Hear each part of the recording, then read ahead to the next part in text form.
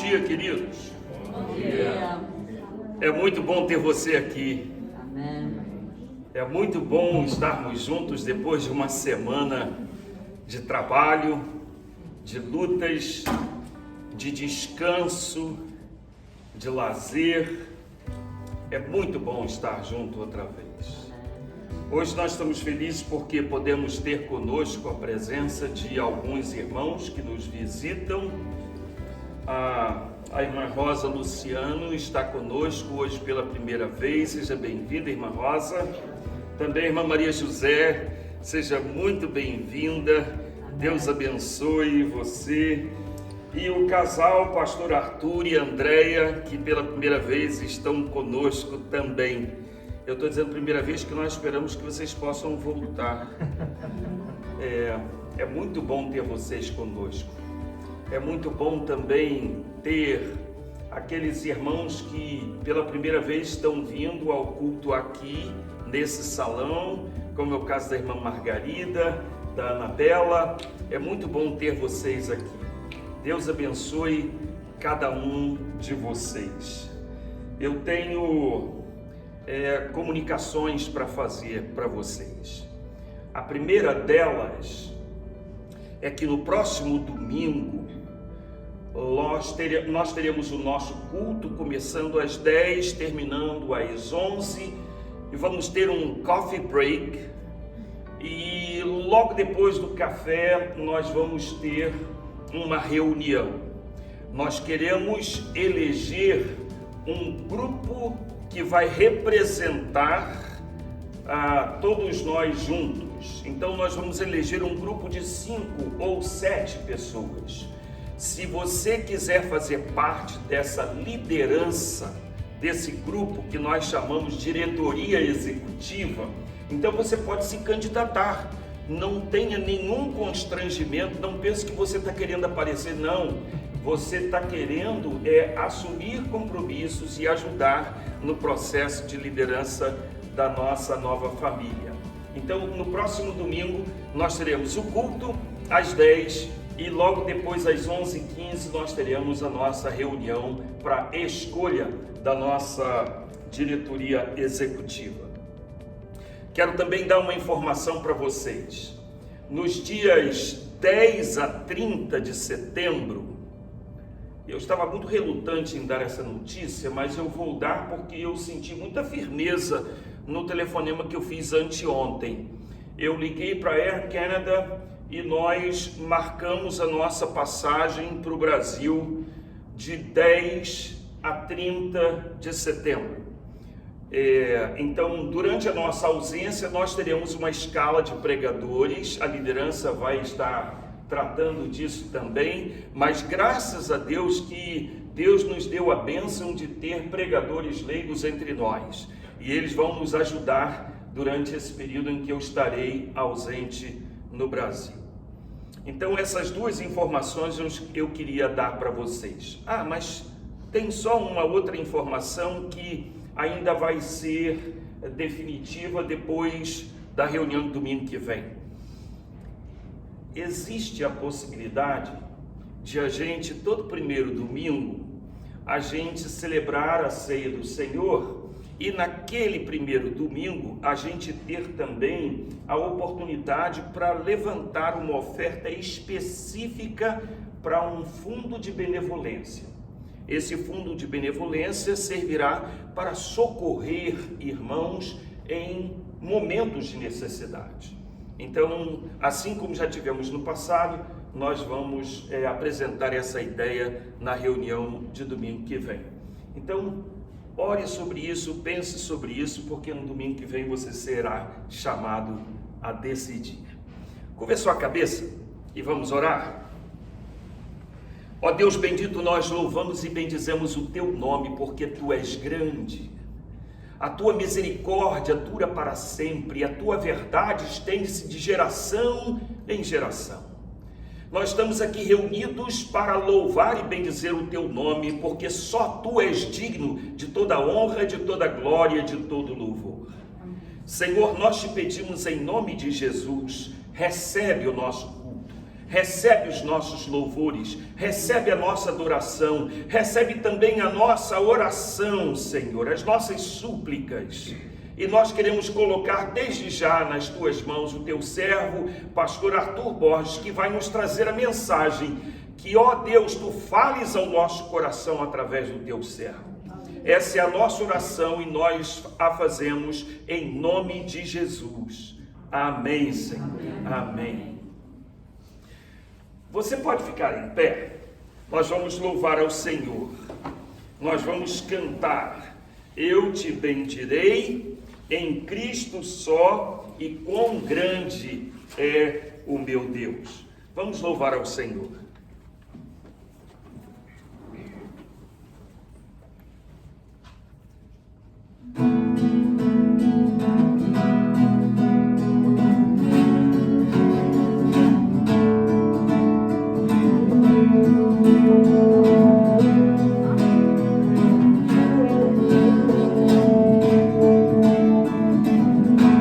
Eu te bendirei com tuas bênçãos.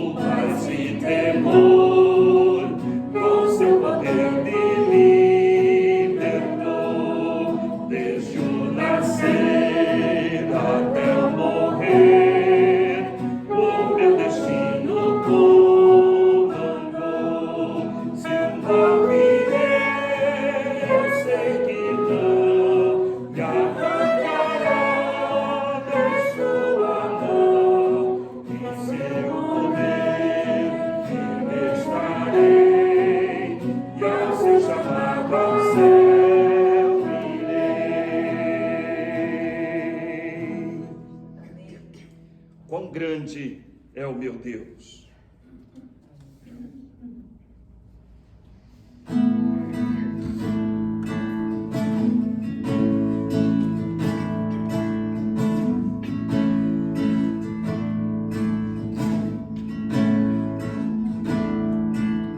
De majestade e esplendor está vestido o Rei. A terra e céus cantai, a terra e céus cantai, coberto de luz, as trevas faz dissipar, tremenda é sua voz, tremenda é sua voz. Quão grande é o meu Deus, cantarei, quão grande é o meu Deus, e todos vão te ver. Quão grande é o meu Deus,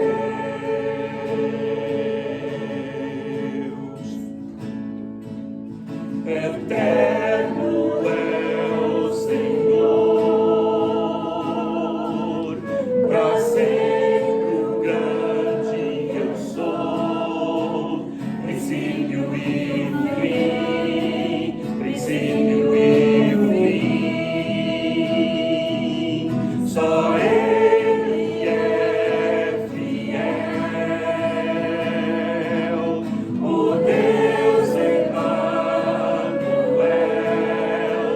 Cordeiro e Leão, Cordeiro e Leão. Quão grande é o meu Deus, cantarei, quão grande é o meu Deus, e todos vão te ver. Quão grande é o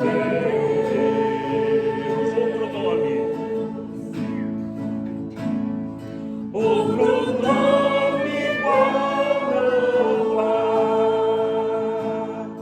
Ele é digno de louvor. Eu cantarei, quão grande é o Senhor.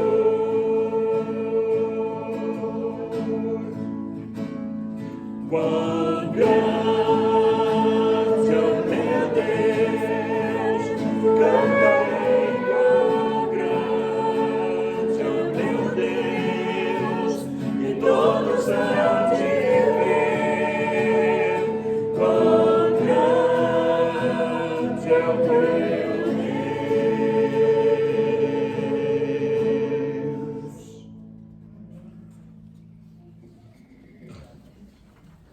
Tenham bondade lado sentar. Eu queria pedir a Leila para ela nos dirigir a Deus nesta oração. E mais uma vez eu vou pedir que Leila ore pelo pastor Arthur, pela entrega da mensagem, e ore também por nós, para que possamos receber a palavra do Senhor no nosso coração com entusiasmo e com um sentimento de obediência. Curva sua cabeça e vamos orar. Senhor Deus, o Pai que está no céu, e nós te agradecemos muito por este momento, que podemos estar aqui na companhia dos teus filhos para te adorar e te louvar. Recebe, Senhor, o nosso louvor, a nossa adoração, porque só tu és digno desse louvor, de toda a honra, de toda a glória. Nós te agradecemos por este espaço que temos aqui para te adorar, para estar em comunhão com os nossos queridos irmãos. Nós queremos, Senhor Deus, colocar a nossa nova família nas tuas mãos. Que tu possa, Senhor, estar no controle de tudo e fazendo com que nós possamos fazer somente a tua vontade. Amém. Nós pedimos, Senhor Deus, que tu possas abençoar o pastor Arthur. Nós te agradecendo porque ele tão bondosamente aceitou estar conosco hoje, pela sua esposa, por esses irmãos que vieram de Cambridge. Que tu possa, Senhor Deus, dar ali a palavra que nós precisamos ouvir. Que nós possamos abrir os nossos corações para receber esta palavra que tu tens para nós hoje. Amém. Nós pedimos e te agradecemos em nome de Jesus. Amém. Amém, Senhor. Pastor Arthur, pode vir aqui, por favor?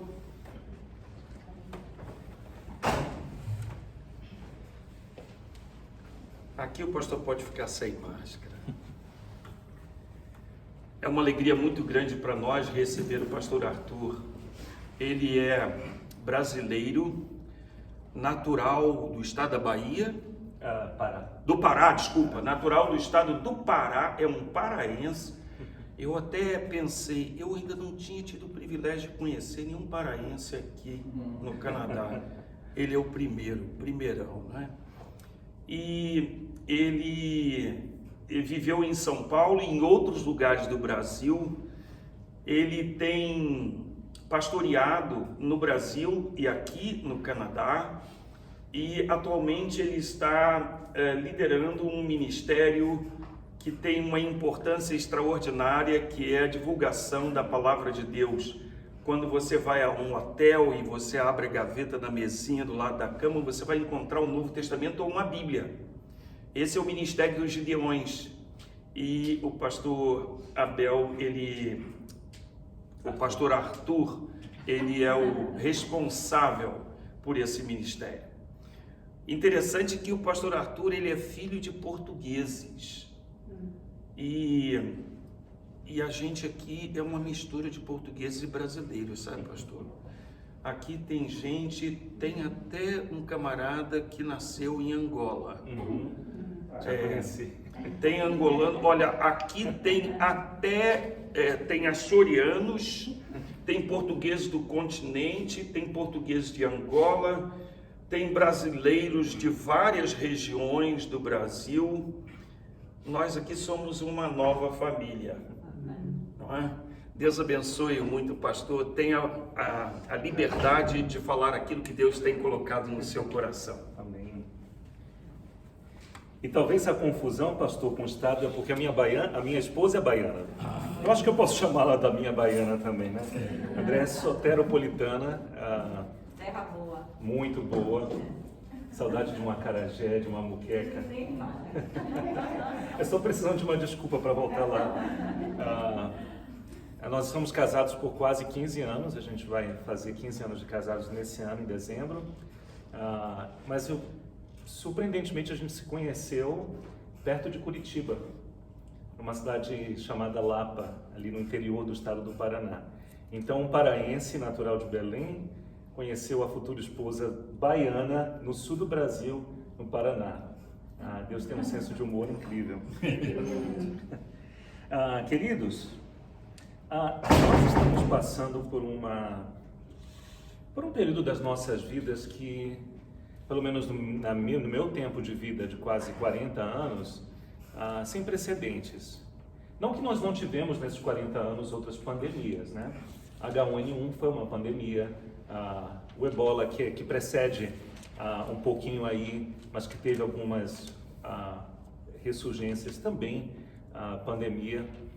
Mas a resposta que a gente vê atualmente, ela é sem precedentes.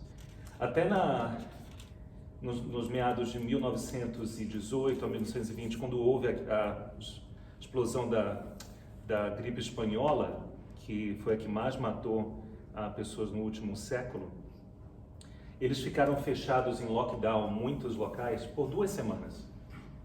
E naquele período, pessoas estavam de fato morrendo e caindo nas ruas. E a faixa etária que mais era afetada não eram os mais velhos, eram os mais novos, que tinham um sistema imunológico mais resistente. Porque quando a gripe vinha, o sistema imunológico reagia de uma maneira tão forte para resistir, por causa das peculiaridades daquele vírus, que o sistema imunológico matava a pessoa, com a resposta que era muito forte. Então a maioria das pessoas que morreram estavam ali na faixa dos 40 anos, 30 e 40 anos, com um sistema imunológico mais forte. E o mundo fechou por 2 semanas. No nosso caso já está fechado aí por quase 4 meses, né? Em muitos locais. E todos os impactos que isso gera. Então, enquanto eu pensava num tema para compartilhar com vocês, Deus foi trazendo esse tema que nós vamos conversar hoje. O título da mensagem é Bendito seja o nome do Senhor. E ao longo dos próximos minutos a gente vai entender por que esse tema. Deixa eu ver qual é a melhor maneira isso. Já achei a maneira de passando aqui. Como a gente falou, período difícil, muitas mortes, problemas financeiros de diversos aspectos que estão sendo muito agravados com a resposta de vários países, questionamentos, solidão, uma série de problemas emocionais, relacionais, a violência e a miséria sendo intensificados em muitos locais, inclusive nos 2 primeiros meses de lockdown em muitos países, um lockdown sugerido e recomendado fortemente pela Organização Mundial de Saúde, 100 milhões de pessoas a mais entraram na linha de fome. E trabalhando com os Gideões, eu visito muitos países, normalmente metade do mês eu estou fora do Canadá, supervisionando o trabalho em vários locais, e nós tivemos pessoas ligadas a nós morrendo de fome. Não no sentido de terem morrido, graças a Deus a gente pôde assisti-los de alguma maneira, mas chegando naquele momento de não ter o que comer. Pastores na Índia, em vilas, a Índia é um país muito diverso, você tem de tudo ali, e se você está numa cidade como Mumbai, você desfruta de confortos do primeiro mundo. Se você sai um pouco, 1h30 para uma vila, você se surpreende com o que vê.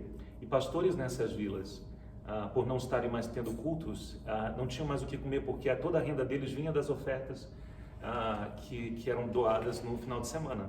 Então, no 2º, 3º mês, já não tinha mais nenhum recurso, nada. E a Índia agiu de uma maneira bem drástica com a pandemia. Os policiais batiam em quem saía de casa. Literalmente, eu não estou exagerando.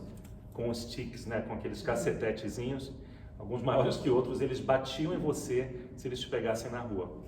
E com 1 bilhão e 500 milhões de pessoas, eles não tinham condição de dar assistência como o Canadá deu para cada adulto dentro de casa, né? E como o Brasil também e vários outros países deram. No meio de tudo isso, com tantas tragédias, talvez você se pergunte, como cristão, como reagir a todas essas tragédias? Qual é a minha resposta que vai agradar a Deus? E talvez uma pergunta mais profunda que você se faça seja: o que Deus está fazendo? Parece que nada faz sentido. E talvez na sua vida pessoal existam peculiaridades ali que te façam questionar ainda mais. Deus já pareceu para você não fazer sentido as ações deles, na soberania dele, que é o controle absoluto que ele tem de tudo. Nós acreditamos biblicamente que Deus está sentado na cadeira de comando desse universo. Por que não prevenir essa pandemia de acontecer? Seria tão fácil. Por que na perfeição e sabedoria dele, ele permitiu que acontecesse? Eu não responsabilizo Deus pelo ato em si, mas na soberania dele, ele permitiu que acontecesse. Por quê? Essas e outras perguntas certamente estão passando na sua mente. Só que para o nosso benefício, nós não somos os primeiros na história do povo de Deus a fazer essas perguntas. E hoje eu queria que vocês abrissem comigo as suas Bíblias no livro de Abacuque. E em Abacuque a gente vai ver um pouco do que aquele profeta experimentou, que tem muitas similaridades, não em termos exatamente do que aconteceu historicamente, mas de questionamentos com os questionamentos que a gente acabou de apresentar. Mas para você ter um pouquinho mais de compreensão, eu queria dar um contexto histórico desse livro. Abacuque é um dos profetas menores e ele profetizou para a nação do sul, chamada de Judá. Se vocês lembram um pouquinho aí, Deus escolheu um homem para que começasse o povo dele de Israel. Eu não sei qual é o costume que o senhor tem, pastor, mas como a gente está num grupo pequeno aqui, eu não sei se o senhor permite que pessoas respondam perguntas. Quem foi esse homem que foi escolhido? Abraão, né? Abrão, que teve o nome mudado para Abraão, pai de muitas nações. E Deus mandou que ele saísse da sua terra, da sua parentela e fosse para o local que Deus ia indicar. Abraão teve um filho da promessa. Ele teve 2 filhos, um que ele deu um jeitinho com a esposa e o filho de fato que foi um milagre da promessa de Deus a ele. O nome desse filho era Isaac. Muito bem. É bom que a gente já vai testando o nosso conhecimento bíblico, né? E vai trazendo aí na mente. E Isaac, por sua vez, teve 2 filhos. E um deles foi o que Deus escolheu para que essa descendência que formaria a nação de Israel viesse, que foi Jacó, correto. E Jacó teve quantos filhos? Homens, 12. De onde vieram as 12 tribos de Israel? Essas 12 tribos de Israel, de uma maneira soberana, muito interessante também e muito estranha de entender, que Deus muitas vezes age de maneiras misteriosas, essa nação foi levada para o Egito para que eles sobrevivessem a um período de muita fome no mundo. A maneira como Deus usou isso foi levantando um garotinho, provavelmente aos 17 anos, chamado José, que era um pouquinho petulante talvez, né? Filho preferido, se achava um pouquinho melhor que os irmãos, era bocudo, dedurava os irmãos para o pai o tempo todo. Mas Deus usa esse garoto, quando ele é vendido pelos próprios irmãos, uma coisa horrorosa, como escravo para o Egito. Lá, de escravo, ele vira, depois de alguns anos, ele vira um presidiário, basicamente, numa prisão ali para crimes contra o faraó, contra o Egito. Ele fica alguns anos ali, a gente não sabe exatamente quantos anos, e Deus, depois de todo esse tempo de preparação, o levanta a primeiro-ministro do Egito, a segunda pessoa no reino, logo depois de faraó, e ele traz os seus familiares, por volta de umas 70 pessoas. 400 anos mais tarde, esses 70 tinham virado provavelmente mais de 2 milhões.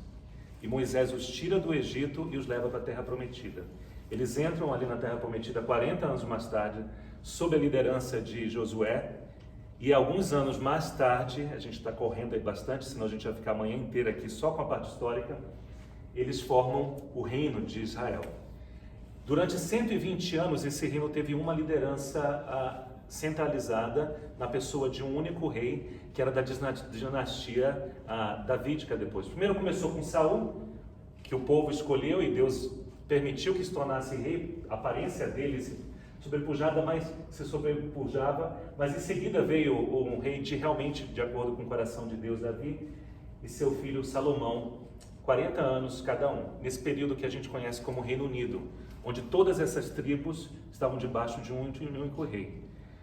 Salomão morre e o filho dele, Roboão, não é sábio como o pai, e para resumir a história, das 12 tribos, 10 se rebelam e eles dividem e formam um reino do norte, Israel, e ficam outras 2 no reino do sul, Judá.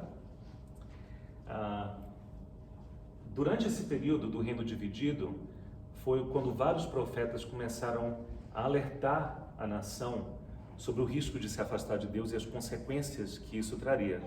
O reino do norte, Israel, só teve reis ruins, reis extremamente pagãos, e o que trouxe sobre eles disciplina muito mais rápido. Então a Síria veio primeiro e dominou o reino do norte e os espalhou por várias outras cidades que a Síria tinha conquistado. Judá teve, se eu não me engano, 12 reis que foram fiéis ao Senhor. Não em seguida, algumas vezes entre eles reis que eram ímpios, mas Judá, por um bom período, se manteve mais fiel e por isso desfrutava das bênçãos de Deus.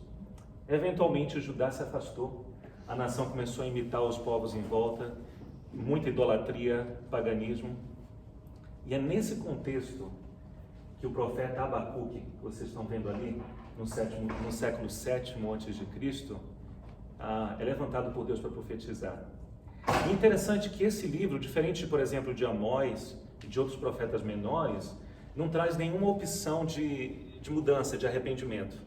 Várias vezes os profetas vinham, eles eram oráculos de Deus, eles falavam, traziam a palavra de Deus e diziam: se vocês se arrependerem, Deus vai fazer isso e isso. Ou seja, existe tempo ainda, existe uma chance para mudança. Quando você chegar em casa essa semana e ler, e eu peço que você leia esse livrinho pequeno de Abacuque durante a semana, só 3 capítulos, você vai perceber nos 3 capítulos que você não vai encontrar nenhuma opção de saída, não tem plano de escape. Era só um anúncio: vocês vão padecer. O império do norte vai ser trazido, chamado Babilônia, e esse império vem e invade Judá no século VI a.C., e esse império vai levar vocês como cativos para a Babilônia, onde mais tarde a gente vai ver que eles ficariam lá, isso por outros profetas, 70 anos. Esse é o contexto. Abacuque está vivendo num período de muita incerteza, muita impiedade, e ele fala com Deus, e Deus dá algumas respostas que o deixam mais inquieto ainda. E eu queria que a gente lesse junto um pouco dessa conversa. E isso vai trazer para a gente algumas lições hoje no livro de Abacuque. A primeira delas, vendo os versos 2 a 4, é que Deus quer ouvir. Ele quer ouvir as nossas queixas, nossos dilemas e dramas pessoais. E esse início do capítulo 1, essa é a primeira oração de Abacuque, na primeira queixa dele. Ele diz: até quando, Senhor? Clamarei por socorro sem que tu ouças. Até quando gritarei a ti violência sem que tragas salvação? Por que me fazes ver a injustiça e contemplar a maldade? A destruição e a violência estão diante de mim. Há luto e conflito por todo lado. Por isso a lei se enfraquece e a justiça nunca prevalece. Os ímpios prejudicam os justos e assim a justiça é pervertida. E talvez você tenha feito nos últimos dias uma oração muito similar. Até quando, Deus? Até quando vai essa pandemia estar acontecendo e essa resposta maluca de tantos governos? Até quando o Senhor vai deixar que pessoas usem tudo o que está acontecendo como uma oportunidade para trazer mais mal? Como movimentos que a gente tem visto nos Estados Unidos, que estão destruindo cidades e matando muita gente com a desculpa de que estão fazendo algo realmente para o bem da humanidade, da sociedade. Até quando o Senhor vai permitir corrupção? O Brasil está passando agora, para quem não sabe, vários escândalos de corrupção com dinheiro que deveria ter sido aplicado para criar vários hospitais ou para fornecer assistência. Foram milhões de reais desviados de dinheiro público que deveria ter ido para o auxílio das pessoas durante a pandemia. Milhões e milhões. Até quando o Senhor vai deixar isso? O Senhor vai deixar que essa injustiça prevaleça? Deus ouve essas orações. E Ele quer que nós vamos a Ele com esses questionamentos. Ele não tem medo deles. Ele tem respostas.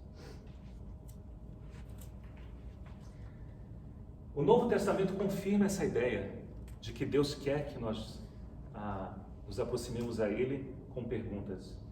Filipenses 4, 6 e 7 diz: não andeis ansiosos por coisa alguma, mas em tudo pela oração e súplicas com ação de graças apresentem seus pedidos a Deus. E a paz de Deus, que excede todo o entendimento, guardará o vosso coração, Almeida Revista Atualizada, guardará o coração e a mente de vocês em Cristo Jesus. O próprio Senhor Jesus disse: venham a mim todos os que estão cansados e sobrecarregados, e eu lhes darei descanso. Tomem sobre vocês o meu jugo e aprendam de mim, pois eu sou manso e humilde de coração. E vocês encontrarão descanso para as suas almas, pois o meu jugo é suave e o meu fardo é leve. Venham a mim, tragam as suas queixas, tragam todos os motivos de ansiedade. Ele está pronto para ouvir, ele não se inibe com isso, ele não se sente inseguro, ele é Deus. No entanto, a gente tem alguns cuidados, ou deveria ter alguns cuidados quando nós nos aproximamos a Deus com as nossas queixas. O primeiro cuidado é se queixe para Deus. Primeiro alerta. É desanimador quando eu vejo irmãos e irmãs meus em Cristo que estão passando por crises e questionando a Deus, contaminando pessoas em volta deles com esses questionamentos, quase que criticando o papai para o irmãozinho. Deus, isso é uma loucura. O que Deus está fazendo? Será que realmente existe Deus? E aquela pessoa que está passando por alguns dilemas pessoais, o que todos nós enfrentamos, ela acaba se tornando um instrumento que pode ser usado na mão de Satanás para contaminar um grupo de pessoas e enfraquecer a fé deles. Não é que você, quando está passando por esses dilemas, tem que passar sozinho, não. Você sempre tem, ou deveria ter, pessoas maduras que podem andar com você, não vale. Mas, em toda a Bíblia, você vê a recomendação de nós irmos a Deus com as nossas queixas, com as nossas ansiedades, com medos, súplicas. Não para estar contaminando todo mundo em volta da gente com amargura, com negativismo. Leve todos esses questionamentos para Deus, Ele quer ouvi-los. E Ele vai lhe dar uma resposta, como deu para Abacuque, que a gente já vai ver. Segundo alerta, ao orar, lembre-se com quem você está falando. Com o tempo, a sociedade mudou muito, e isso é normal, faz parte da evolução, isso acontece em qualquer povo, e não é necessariamente ruim. Mas uma coisa que mudou com o tempo também é a compreensão de hierarquia, de respeito, de autoridade. Quando você especialmente vive numa sociedade pós-cristã, como ela mesma se identifica como a sociedade canadense, você está num ambiente onde a autoridade ela é só conquistada por relacionamento. E se você for para as mídias sociais, você vai ver. Todo mundo no Facebook é expert em alguma coisa. Eles leram um artigo 2 meses atrás e eles sabem tudo sobre aquele assunto. E eles vão discutir com você como um doutor, que gastou 4 anos e meio aí defendendo uma tese. E quando essa pessoa vai conversar com uma pessoa da própria área, a gente está falando de pandemia, por exemplo, falar com alguém que talvez seja um cientista, um médico, e esse médico tem talvez uma posição diferente dessa pessoa que é agora o detentor da verdade, ela não tem a humildade de entender, não, peraí, aquela pessoa é um especialista. Eu tenho o direito de ter a minha opinião, eu tenho um cérebro, devo usá-lo, certo? Mas também é sensato ser humilde e ouvir um especialista com humildade, sabendo que ele talvez tenha uma perspectiva muito mais profunda, porque gastou anos da sua vida se aprofundando naquele tema. Eu pastoreei uma igreja em Cambridge por alguns anos e numa das reuniões que eu tive com pessoas, com membros normais, eu não era o pastor principal, era um dos pastores, essa pessoa fez um comentário que me assustou. E era uma pessoa que estava naquela igreja há mais de 40 anos, então não era novo convertido, e era uma pessoa cristã de fato. Eu tinha já visto vários frutos de conversão. Mas aí, falando alguma coisa sobre o pastor líder, essa pessoa fez um comentário dizendo, ele é só a pessoa que a gente paga para pregar. A gente paga ele, paga bem, a igreja realmente pagava muito bem, e ele paga ele para pregar. Isso eu ouvi de uma senhora, que por sinal era mãe de um dos presbíteros da igreja, que estava naquela igreja há mais de 40 anos. Ela é uma canadense, nascida e criada no Canadá, e ela simplesmente reproduziu o ambiente cultural onde ela vive, que de fato não vê essa questão de aquele homem ali tem alguma autoridade que foi dada por Deus para uma missão específica. Aquele homem ali passou por um seminário, fez um mestrado em teologia, ele tem algo a mais para oferecer. Aquele homem lida com a administração da igreja, com problemas pastorais, com uma série de coisas. Eu tenho que olhar para ele com respeito, não com idolatria, com reverência, mas com respeito, entendendo que nós temos posições dentro do corpo de Deus e ele tem uma responsabilidade espiritual sobre mim. Não, para ela não, era só um homem que era pago para pregar. Tudo isso que eu estou falando é só para dar um pouquinho de contexto nesse ponto. Como sociedade, a gente está perdendo a questão da reverência, do respeito, da humildade. Só que ela tem que voltar, especialmente quando a gente fala de Deus. Quando a gente está orando, eu não posso tratar Deus como se fosse um coleguinha meu parceiro. Ele é meu pai. Ele me ama profundamente. Mas ele não deixou de ser o Criador do universo. Ele não deixou de ser a maior autoridade de todo o universo e fora do universo, porque ele existe fora desse universo que foi criado por ele. Isso devia colocar meu coração numa perspectiva correta, me dar humildade quando eu converso com Deus. Eu não posso chamar ele do cara lá de cima. Eu não posso numa oração dizer, mas é isso aí. Você sabe, né, Deus? É isso que eu estou tentando dizer. Não. Intimidade, sim. Falta de respeito, não. A gente tem que lembrar quando está falando com Deus, com quem a gente está falando e nos colocar no local certo. E Deus gosta dessa atitude. Porque como um bom pai, Ele quer que os seus filhos se aproximem dEle. Mas também como um bom pai, Ele quer que nós lembremos que nós somos filhos. Estamos abaixo dEle.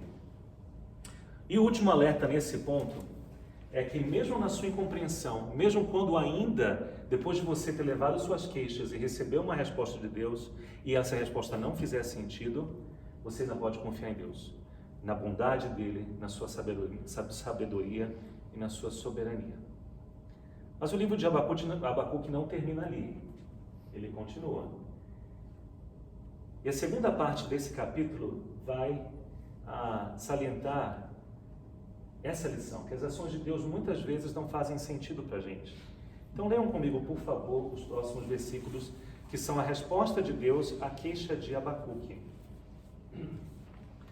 Olhem as nações e contemplem-nas.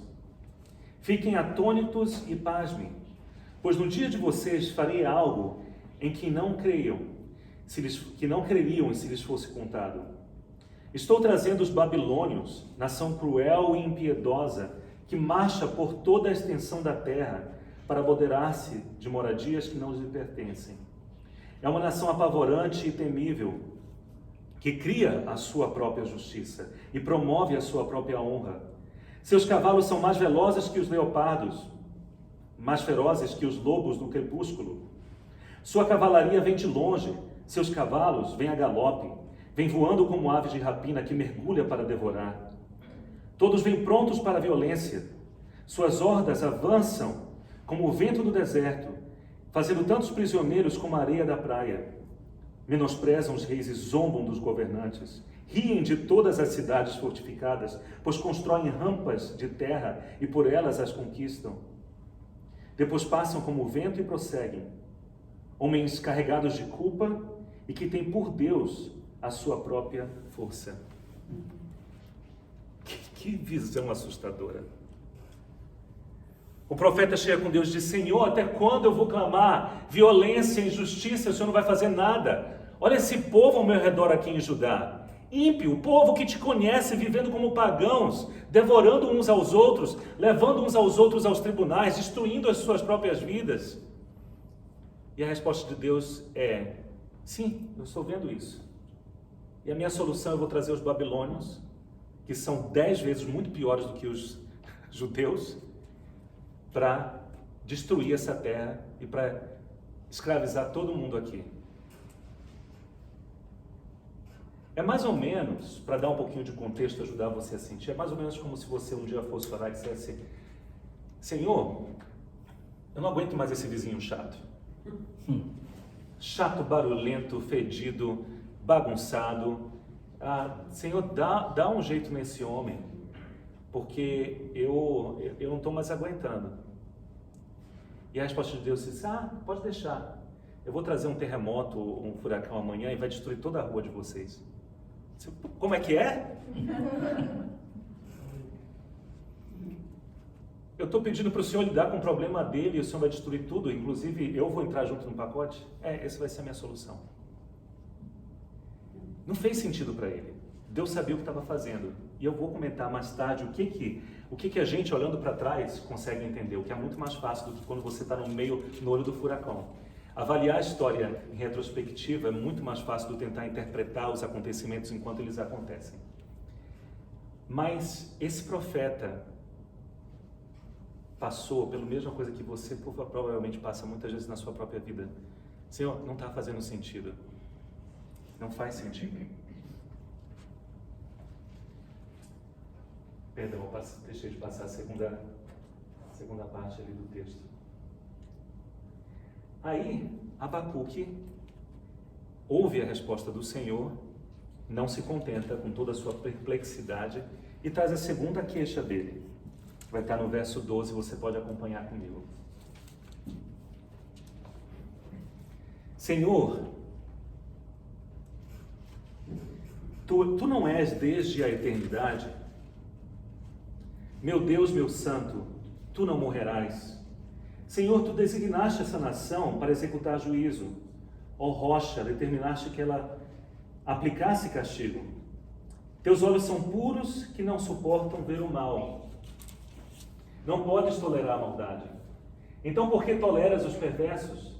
Por que ficas calado enquanto os ímpios devoram os que são mais justos que eles?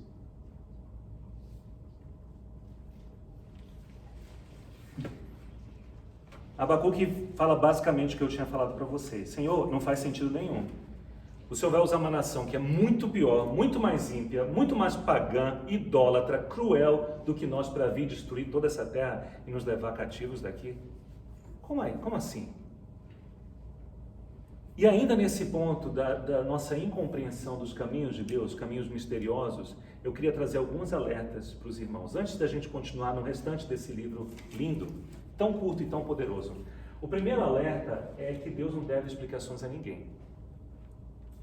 E isso aí deve gerar muita agitação no coração de muita gente, especialmente dessa geração mais recente, os millennials, e essa sociedade onde a gente vive, que é uma sociedade tão cheia de direitos. Como os americanos gostam de falar, né, com entitlement. Você tem muito direito de muita coisa e todo mundo deve uma explicação para vocês. E eu lido isso até no ambiente cristão. Eu tenho algumas pessoas debaixo de mim e na organização que naquele contexto é um contexto até corporativo. É cristão, mas é corporativo. As pessoas são contratadas e tem tudo que uma outra empresa teria. E é engraçado às vezes quando eu tenho que lidar com alguém a quem eu supervisiono, a quem a pessoa tem que prestar contas, e ela me faz perguntas totalmente fora daquela alçada que ela deveria. Eu tenho muitos anos servindo como pastor e eu não tenho problema nenhum de conversar. Mas eu amo quando eu vejo perguntas que são feitas com atitude correta. Diz, olha, eu não estou entendendo, você pode me ajudar a entender por que essa decisão? O que é muito diferente quando uma pessoa que talvez seja subordinada a você chega e diz, peraí, o que é isso? Não faz sentido nenhum. Não, o que você tem na cabeça?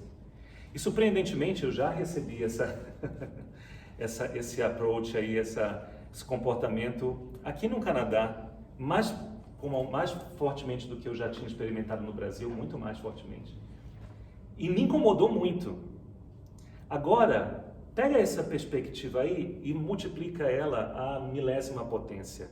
Isso sou eu tentando questionar o Criador. Eu, com a minha mentezinha limitada, pequena, temporal e ainda por cima super afetada com o pecado, porque o pecado na nossa natureza gera uma série de restrições. O pessoal fala atualmente, os estudiosos, que os gênios que viveram nesse planeta, eles usaram provavelmente a capacidade mental deles, intelectual, talvez em torno de 7 a 10%. Que os réis mortais, que talvez sejamos todos nós aqui, as pessoas normais usam em torno aí de 2, 3% da capacidade neurológica. E um Albert Einstein provavelmente usou 7%, 10%. Eu creio que até isso é consequência do pecado, que gerou uma série de limitações na nossa natureza humana. E se não houvesse pecado, ainda assim, eu seria uma criatura. Quem sou eu para chegar com o Criador e dizer, peraí, o que o Senhor está fazendo? Me dá explicações. Não. Se Ele quiser, Ele dá, mas Ele não deve explicação a ninguém, Ele é Deus. Um vaso que você criou de argila não vai eventualmente virar para você e dizer, por que você resolveu me colocar na cozinha ao invés de me colocar na sala? Por que você plantou essas flores em mim, ao invés de ter plantado talvez um cheiro verde, alguma coisa que o povo vai comer? Essas flores vão ficar bonitinhas, depois de 2 semanas elas morrem e eu vou ter que ficar escondido até ano que vem. Não, você não vê um vaso discutindo com um oleiro. Agora, obviamente, Deus nos fez a imagem e semelhança dele, o que significa que a gente tem um cérebro. E a gente interpreta a vida e a gente tenta ter explicações. Isso não é errado. Mas ainda assim a gente tem que se lembrar da nossa perspectiva. Deus não deve explicações a ninguém. Até quando eu for falar com Ele, eu tenho que lembrar disso. Ele me dá a resposta se quiser. Não porque eu mereço alguma resposta. Por isso eu tenho que parar de entender tudo. Eu não vou entender. É a mesma coisa do seu filhinho, se alguém aqui tem uma criancinha, um bebê em casa, de 2, 3 aninhos, chegando com você e dizer: papai, me explica por que isso? Mamãe, por que eu não posso abrir a porta para qualquer pessoa que bater? E a mamãe talvez diga: filhinho, porque não é bom para você, talvez você abra a porta para uma pessoa que não vai lhe fazer bem. No mundo daquela criança, ela não entende maldade ainda nesse nível, porque ela tem sido protegida e amada desde o primeiro dia que ela nasceu. Se é um lar bom, um lar amoroso. E ainda que o papai e a mamãe sentem, coloquem um PowerPoint na frente, façam todo um seminário explicando para aquela criança todos os riscos que esse mundo oferece, ela não vai entender, porque na cabecinha dela, na visão de mundo dela, aquilo ali não vai fazer sentido. Com o tempo que ela cresce e o relacionamento com os pais dela amadurece, ela vai receber mais informação, mais revelação e ela vai ter muito mais privilégios. Mesma coisa conosco. No nosso relacionamento com Deus, eu creio que Deus vai aumentar a quantidade de informação. Só que nunca a nossa mente vai compreender a mente do Criador. Por definição, a nossa mente é de criatura, é muito menor. E a mente do nosso Criador é infinita, é ilimitada. Então, pare de tentar entender tudo. É um peso muito grande para carregar, você não consegue. Eu não consigo, as minhas costas não são largas o suficiente para carregar o peso do universo. E por fim, quer dizer, o segundo ponto aqui, deixe Deus ser Deus. Deixa que Ele faz a parte dele e você, como servo, faz a sua parte, que é saber o que você precisa saber e seguir aquilo ali.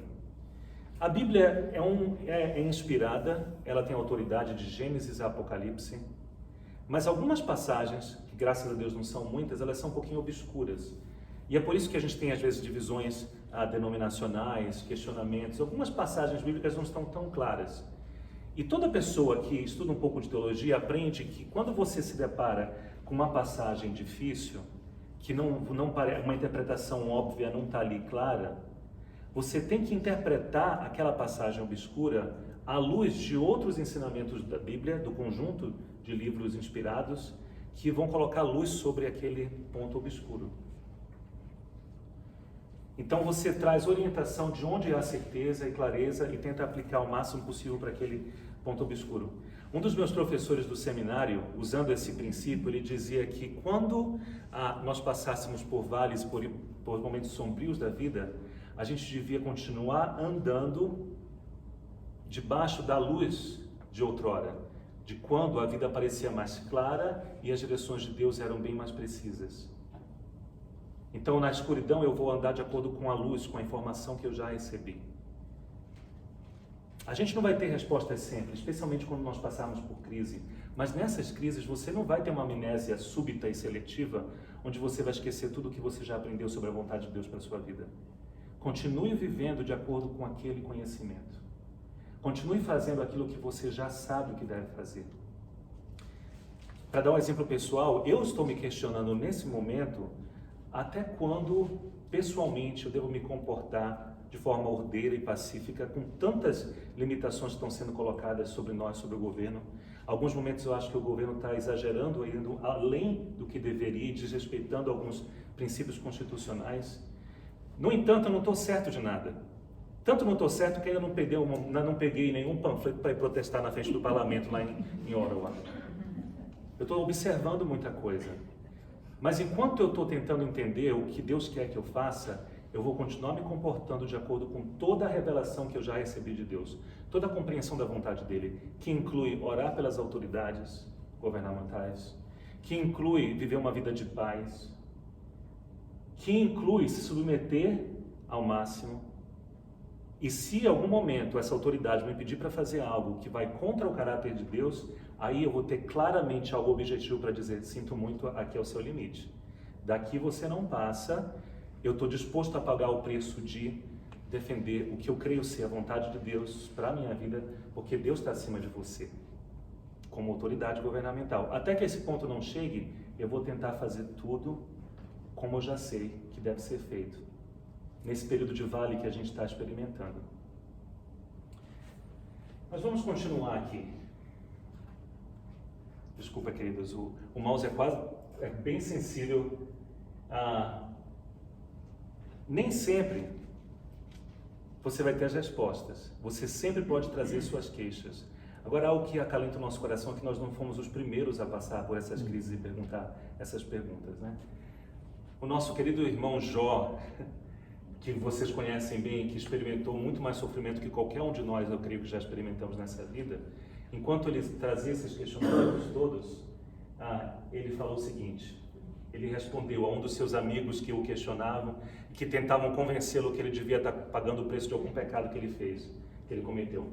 Então Jó respondeu: bem sei que isso é verdade, mas como mortal pode ser justo diante de Deus? Ainda que quisesse discutir com ele, não conseguiria argumentar nenhuma vez em 1000. Sua sabedoria divina é profunda, seu poder é imenso. Quem tentou resistir-lhe e saiu ileso? Ele transporta montanhas sem que elas o saibam, e em sua ira as põe de cabeça para baixo. Sacode a terra e a tira do lugar, e faz suas colunas tremerem. Fala com o sol e ele não brilha. Ele veda e esconde a luz das estrelas. Só ele estende os céus e anda sobre as ondas do mar. Ele é o criador da Ursa e do Órion, das Pleiades e das constelações do sul. Realiza maravilhas que não se pode prescrutar, milagres incontáveis. Quando passa por mim, não posso vê-lo. Se passa junto de mim, não o percebo. Se ele apanha algo, quem pode pará-lo? Quem pode dizer-lhe o que fazes? E essa é a oração final de Abacuque. Você pode ir comigo ali para o capítulo 3. Em face do seu questionamento, da sua incompreensão, essa é a maneira como Abacuque reage. Ele começa dizendo: Senhor, ouvi falar da tua fama, tremo diante dos teus atos, Senhor. Realiza de novo em nossa época as mesmas obras, faze conhecidas em nosso tempo. Em tua ira, lembra-te da misericórdia. E a gente vai ver que esse capítulo 3 é uma canção. No meio do questionamento, do medo, ele faz uma canção de louvor a Deus e exalta o nome do Senhor. Essa é a terceira lição que a gente aprende no livro de Abacuque. Glorifique a Deus em todas as circunstâncias. Em todas elas. Deus quer ouvir suas queixas. Às vezes você não vai entender a resposta de Deus, mas ainda assim, glorifique a Deus em todas as circunstâncias.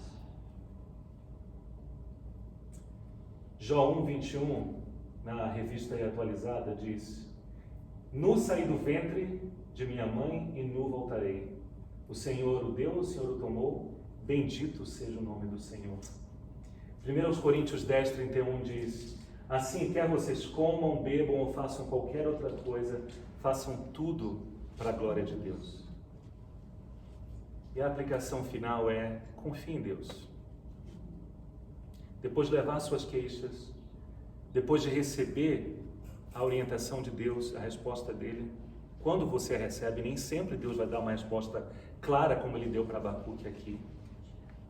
Você toma a decisão de glorificar a Deus mesmo em meio às suas incompreensões. E você pode imitar outros servos do Senhor, como por exemplo Jeremias, que era contemporâneo de Abacuque. Abacuque profetiza o que vai acontecer, Jeremias também. Jeremias, coitado, o profeta chorão, pagou um preço muito alto. por estar repetidamente dizendo que os babilônios viriam e que eles iriam invadir Judá e que os reis de Judá deveriam abrir as portas. Ele disse, não resistam, porque isso é mão de Deus. Imagina você falando para o rei, o senhor não vai tentar defender os muros de Israel, o senhor vai deixar essa nação vir, essa nação cruel vir e vai invadir, vai deixar as portas abertas.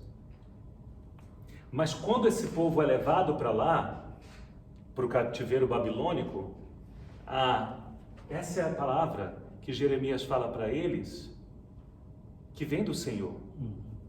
O que é muito difícil de entender. Lembra, esse é um povo que estava perdendo tudo. Estavam sendo escravizados, vendo a sua cidade destruída, vendo muita dor, mortes em volta deles. E Deus fala, eu é que sei que pensamentos eu tenho a vosso respeito, diz o Senhor. Pensamentos de paz e não de mal, para vos dar o fim que desejais.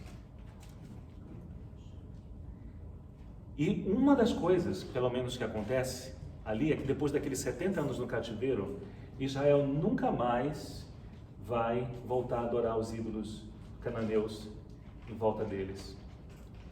É uma nação que desde o Egito tinha sido idólatra. Moisés teve muito problema com eles, fizeram um bezerro de ouro quando Moisés estava no Monte Sinai pegando os 10 mandamentos. Depois, quando eles entram em Israel, vocês viram com os reis ali vários momentos eles adorando outros deuses. Aqueles 70 anos de cativeiro na Babilônia serviram, no mínimo, para purificar a nação e a ensiná-los a serem fiéis a um único Deus. Foi quando as sinagogas surgiram, eles não tinham mais o templo de Salomão. Naquele momento eles tiveram que continuar se reunindo como povo e criaram as sinagogas onde eles doutrinavam as novas gerações aí de judeus. E Deus falou para eles, olha, enquanto vocês estão nessa terra, orem por ela, para que haja paz, porque na paz dessa cidade vocês vão ter paz. Tudo que vocês estão fazendo é plano meu e eu tenho bons pensamentos para vocês. Mesma coisa a gente vê na vida de José. Tudo que ele passou na mão dos irmãos. Imagina você ser vendido como escravo pelos seus irmãos. Eu não acho que a gente consegue nem entender o sentimento. Como um adolescente indo para uma terra estranha que você não fala a língua. Nossa, é muito sofrimento, muitos questionamentos, muita dor. E depois que o pai deles morre, depois que Jacó morre, os irmãos ali com medo, todos os irmãos mais velhos, os 10 irmãos mais velhos responsáveis pela vida dele, com medo, pensaram, agora que o pai está morto, José vai se vingar da gente. E ele tem poder, ele é o primeiro ministro do Egito, vai todo mundo para a cadeia por prisão perpétua. Se aquele não vai aplicar a pena de morte em todo mundo. Eles estavam com medo do que poderia acontecer, foram a José dizendo, olha, o nosso pai, mentiram de novo, o nosso pai disse para você nos perdoar o que nós fizemos, para nos tratar com graça.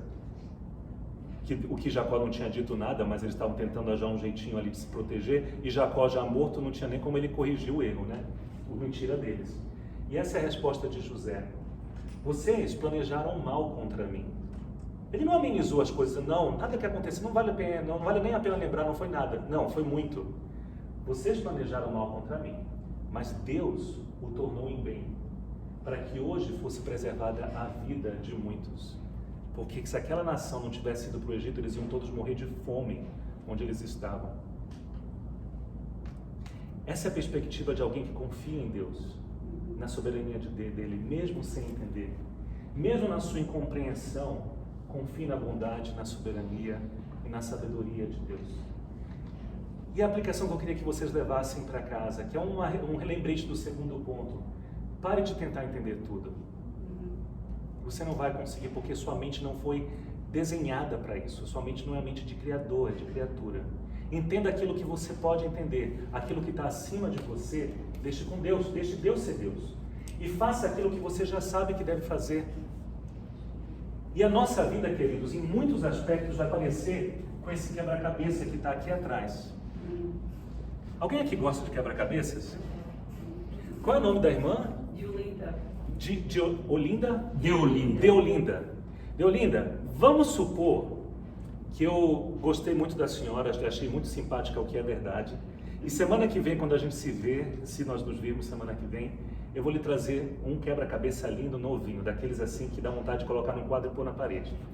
Aí eu dou para a senhora, a gente abre juntos e a gente começa a tentar montar. E aí no processo, a senhora começa a perceber umas pecinhas que são muito estranhas. totalmente disformes, escuras, não parece que tem nenhum brilho, não tem nada ali para acrescentar. O que a senhora ia achar se eu dissesse, Diolinda, tudo isso aqui é bem estranho, que tal se a gente começar a pegar essas peças e só jogar no lixo? Tirar tudo isso aqui? Não. Vamos fazer isso? Não, tem lugar. Por que não? Porque vai ter lugar em algum lugar. Mas elas não são horrorosas, essas peças? Elas fazem parte. E o que vai acontecer se a gente decidir jogar no lixo? Não vai completar a operação. A figura não vai ficar completa. Agora, quem está no controle dessa figura não somos você e eu, Diolinda. Nas nossas vidas, quem está no controle desse quebra-cabeça é Deus. E com a sabedoria perfeita dele, com seus pensamentos que são muito mais altos que os céus, ele sabe aonde essa pecinha aqui para nós devia ser jogada no lixo vai se encaixar. E sem essa pecinha, a figura não vai ficar completa. É como um tapete que está sendo preparado pelo tapeceiro.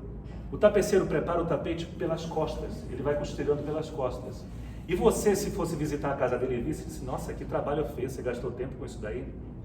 Até que ele vira o tapete e mostra o trabalho final. E pode ser uma visão linda. A gente está no meio da nossa história ainda. E o autor dessa história não somos nós. E o personagem principal dessa história, que isso fique bem lembrado, também não somos nós. É Cristo. Ele é o centro desse universo. Tudo que existe aqui é para a glória dele. E nós temos o privilégio de sermos incluídos nesse plano. Agora nós não somos no lugar de Deus. A gente não vai dizer onde a pecinha estranha se encaixa. Ele vai. E no tempo perfeito dele, essa imagem linda que ele está fazendo vai vir à tona. Até lá, deixe Deus ser Deus. Faça o que você já sabe que tem que fazer. E é assim que Abacuque termina esse livro poderoso, com um cântico lindo. Ainda que a figueira não floresça, nem haja fruto na vide. Lê isso lembrando que esse homem acabou de receber a notícia de Deus, que o povo dele, que ele ama, apesar de tudo, ele continua amando. Tudo que é comum para ele vai ser destruído, vai ser queimado, eles vão ser levados cativos para uma terra distante.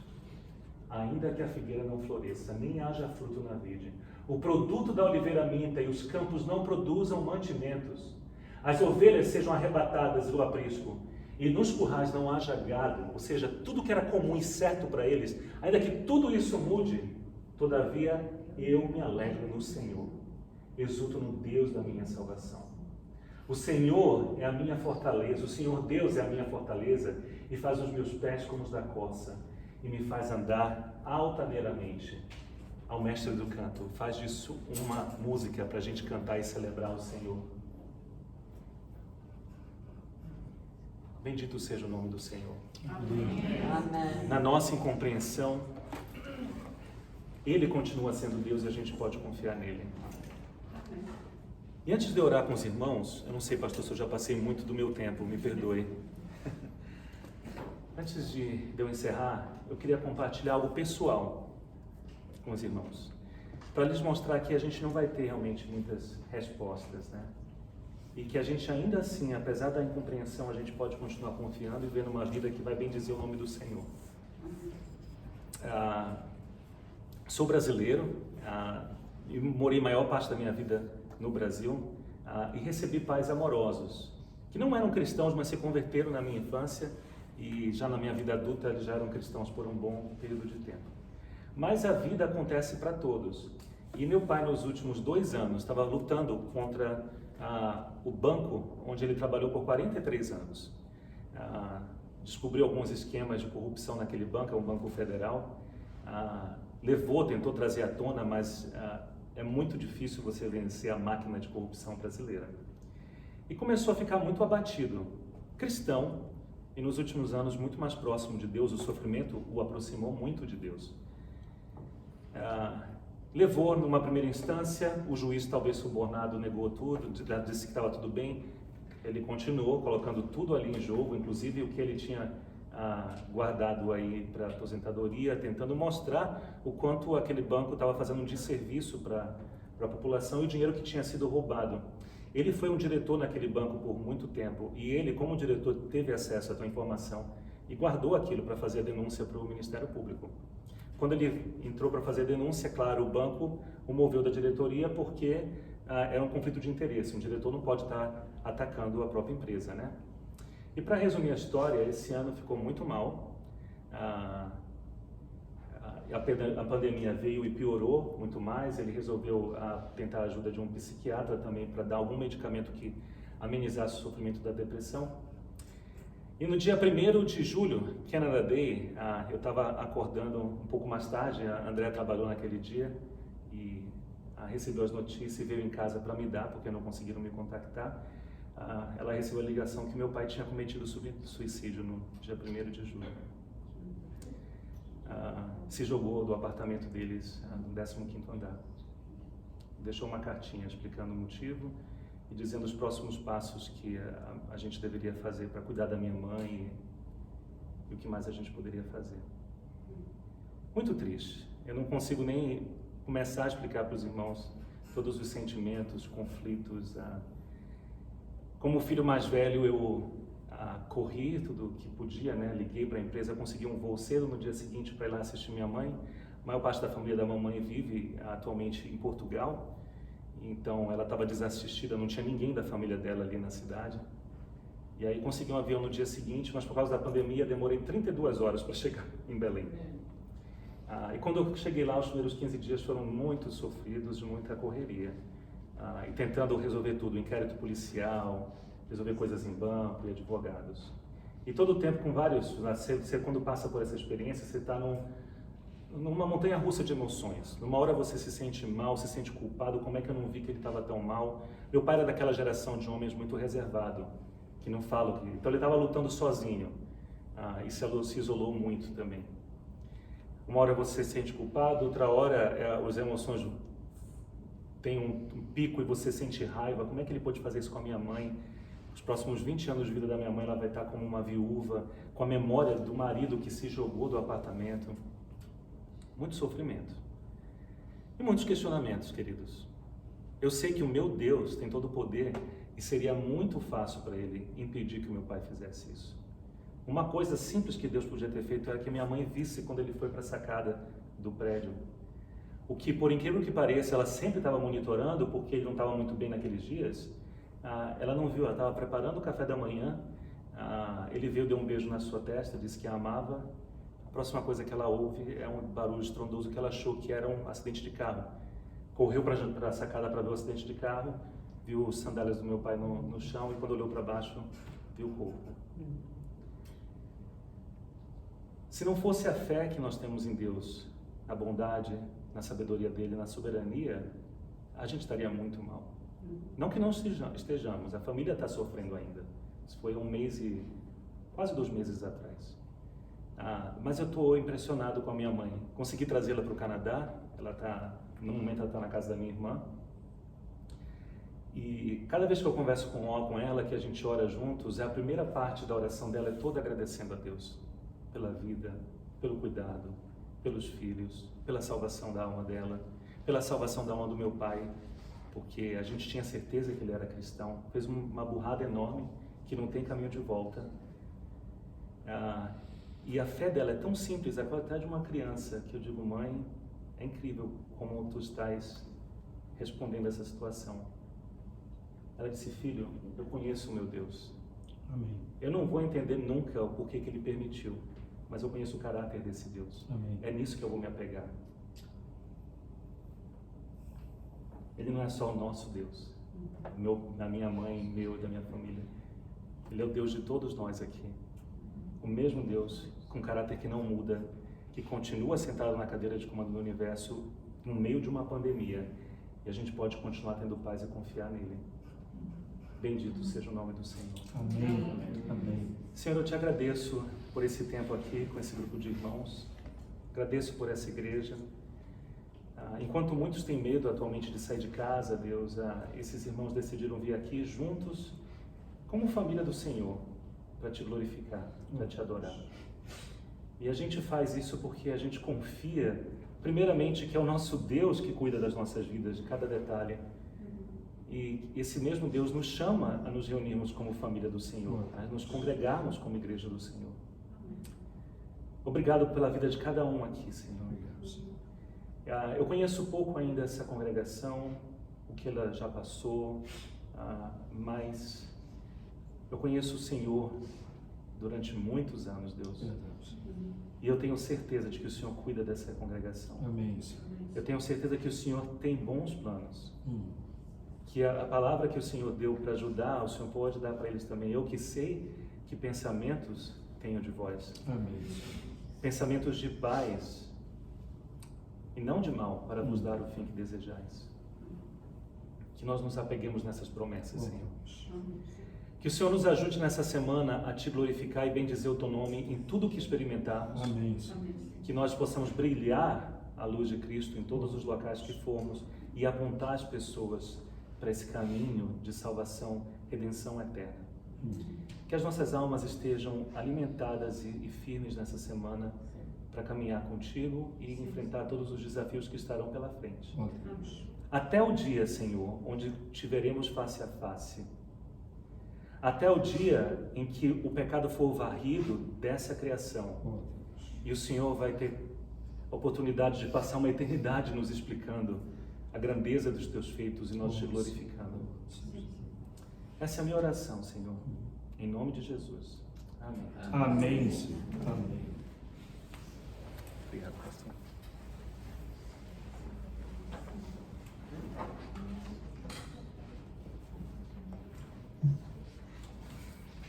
Que maravilha! Eu ficaria aqui até logo mais ouvindo a palavra do Senhor. Palavra abençoada, palavra ungida, palavra que tem autoridade e palavra que nos consola e nos conforta. Nós louvamos a Deus por sua vida, pastor, por sua família, por tudo aquilo que você representa para Deus e para nós. Eu queria convidar você a cantar, porque nós recebemos do pastor uma recomendação. Nós devemos bendizer o nome do Senhor e devemos confiar em Deus sempre. A canção que nós vamos cantar agora tem exatamente essa mensagem: confiarei. Se você puder, fique em pé e vamos louvar o nome do Senhor.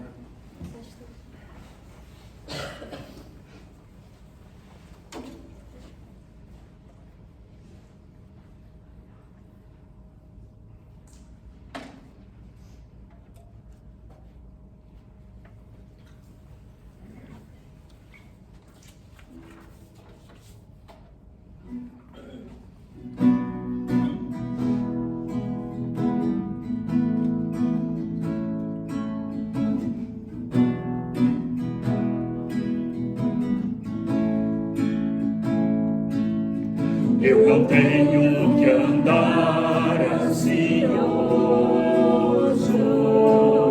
se vou ter que comer ou vestir, se o Senhor veste os lírios do campo, que mais não fará por mim? Eu não tenho que andar preocupado,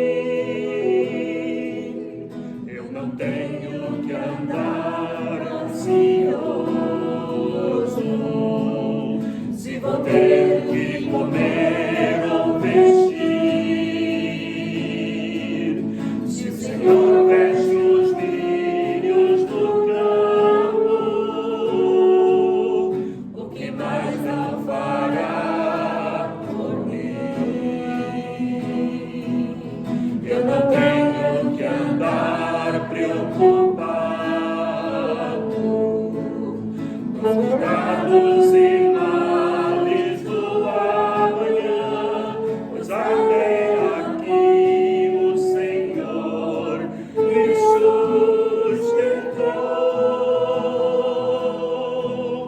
Confiarei em Ti, Senhor, minha esperança está em Ti.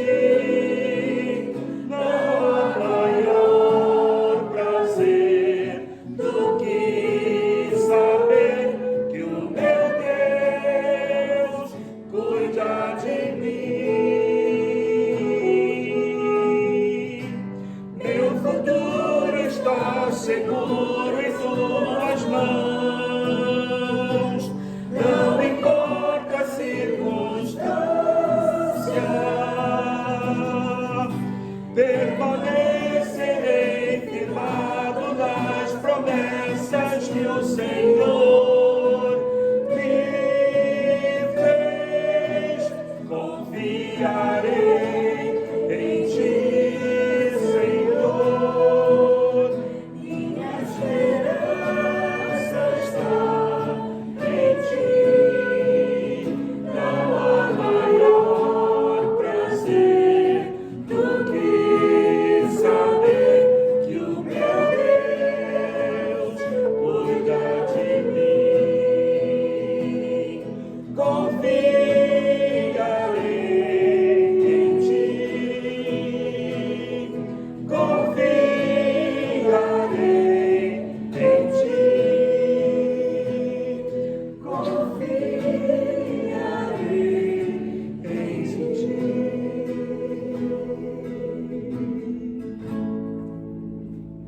Vamos orar. Aceita a nossa gratidão, Senhor, por esses momentos tão sublimes que passamos aqui na Tua presença. Amém, Jesus.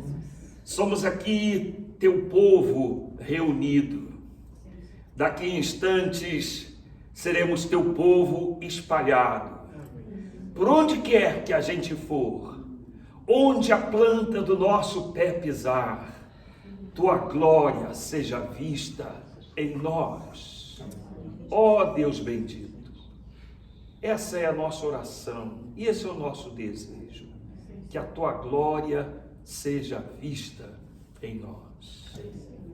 E agora, que a graça de nosso Senhor e Salvador Jesus Cristo, o amor de Deus, nosso eterno e bendito Pai, e a doce comunhão, a consolação do Espírito Santo sejam sobre nós e com todo o Teu povo em toda a face da terra, desde agora e para sempre. Amém, Senhor. Amém. Tenha a bondade de sentar.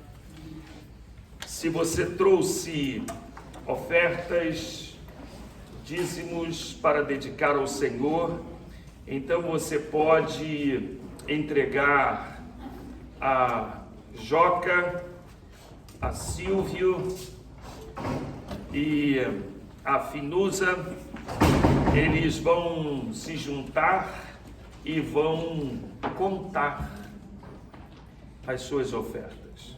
Você tem recebido pelo WhatsApp, o grupo da nossa família, as informações que Fabiano tem colocado de quanto é que nós já temos recebido e quanto nós temos gasto. A última informação que eu queria dar para você é o seguinte: hoje vai ter cafezinho. Então agora, quando a gente sair daqui, ali fora, tem um cafezinho para a gente tomar. Tá bom? Deus abençoe você e tenha uma semana muito, muito feliz.